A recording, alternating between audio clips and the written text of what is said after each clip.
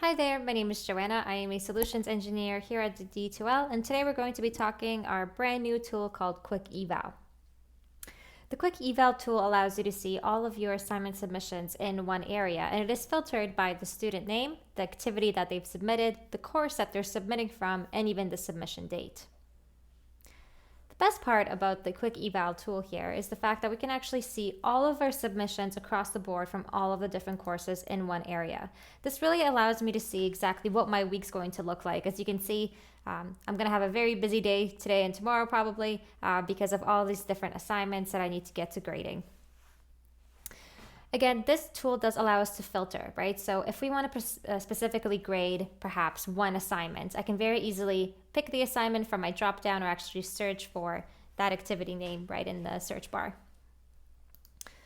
We can also filter by course, right? I mentioned earlier that a really big advantage of this tool is being able to see all of your submissions from all of your courses in one area, meaning we don't actually have to jump into that specific course and then find our evaluation tool. We can actually see everything all in one area.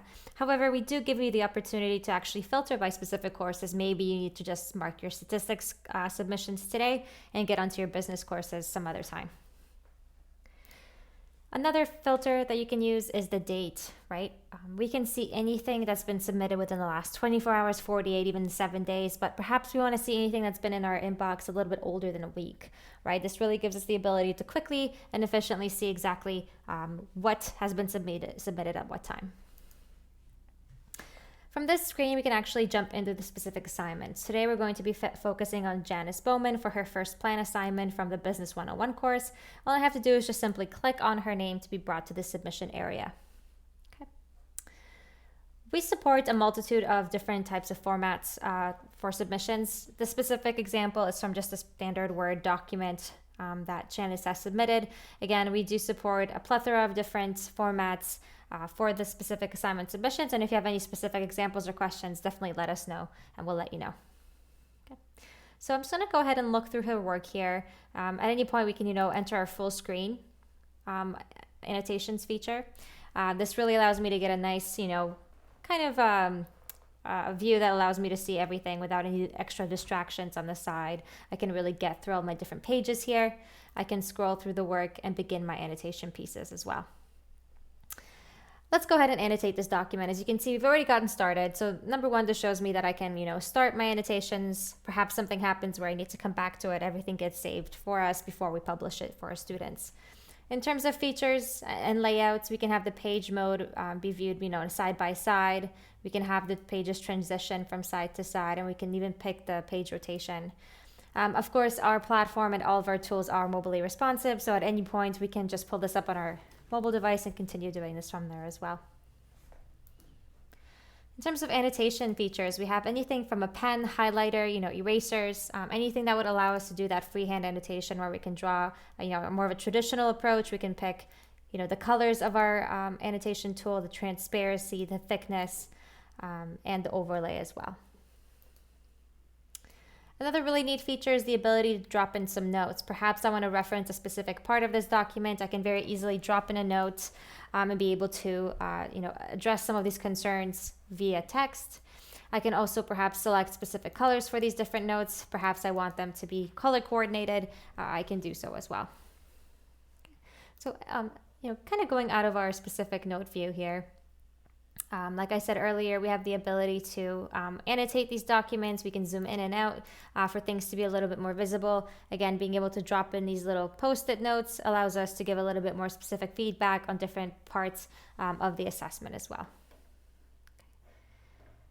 On the right-hand side of the screen, we have the evaluation and feedback area, right? So we can look at, assignment information. We can look at the dates.